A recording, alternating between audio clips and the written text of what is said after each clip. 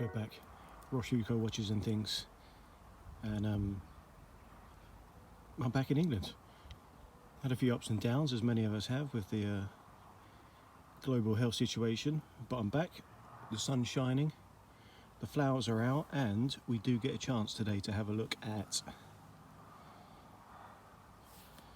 this most wonderful creation.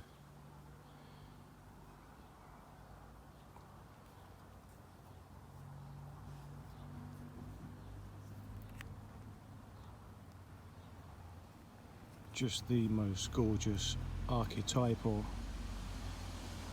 Rolex Submariner 5513.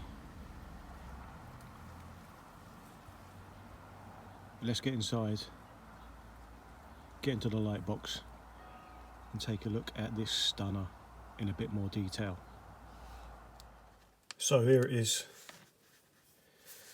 As previously mentioned, this is just an absolutely stunning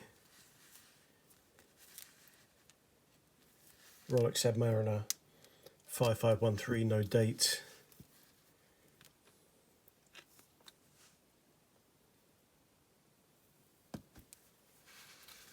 And this is a tool. This is a watch that's been used. It's not my watch. It's my dad's watch, and it's been his watch. It's been his beater for the last 30 years.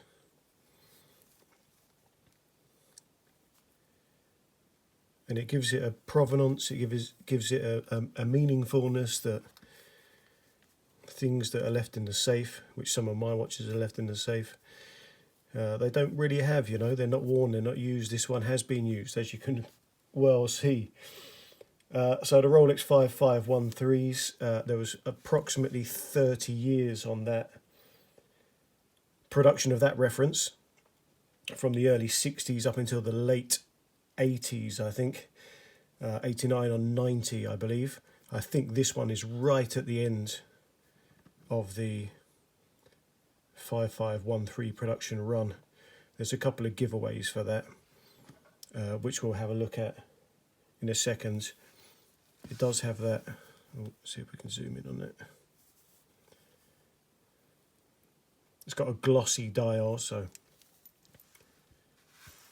the matte dial Submariners of the earlier vintages are out by this point. Acrylic crystal, as you can see, it's pretty beat up, scratched up. The Submariner went to Sapphire in 1991 with a reference 14060, which was the reference which superseded the 5513, 5512s. Classic dimensions of that beautiful, kind of elegant, original Submariner case, pre that maxi case nonsense. 40mm,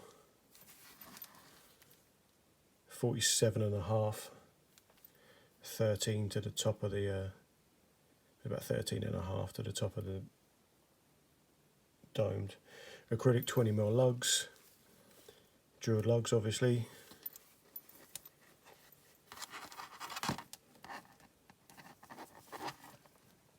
Friction bezel, so it's bi-directional. You have to kind of give it a bit of downward pressure and then it moves really easily. But if you try and without downward pressure, then it's a lot more difficult. So yeah, okay, it doesn't have the security of the ratcheting clicks that you have on modern bezels, but it certainly does what it needs to do. Lume pip for reference on there.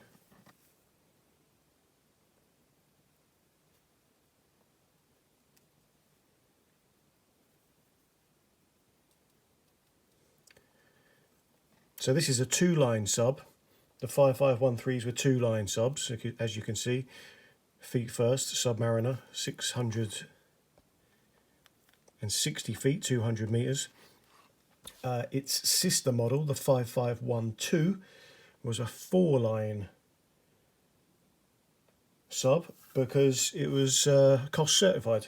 So you had the Submariner 660 feet, 200 meters, and you had the superlative chronometer officially certified that you have on.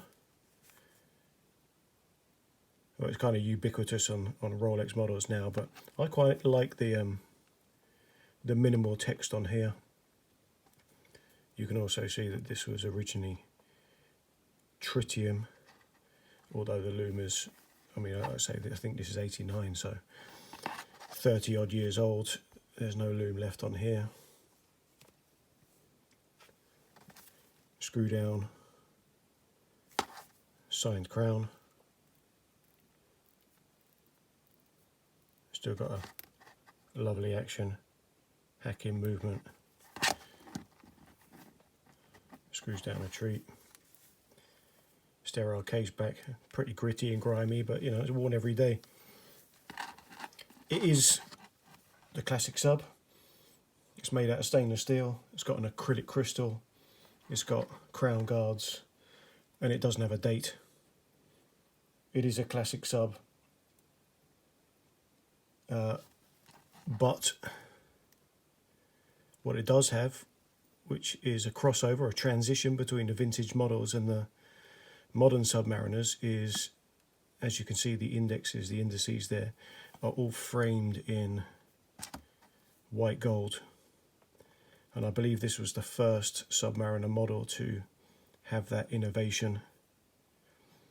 The ones prior to this were painted on indexes.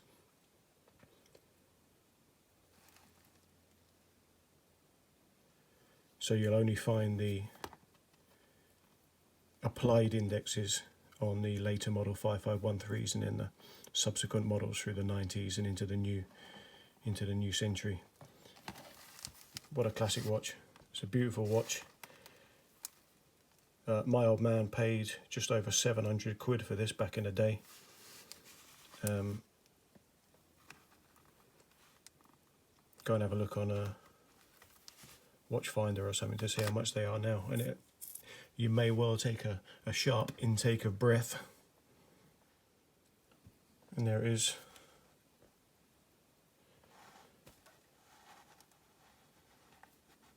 Perfect dimensions really for a sports watch.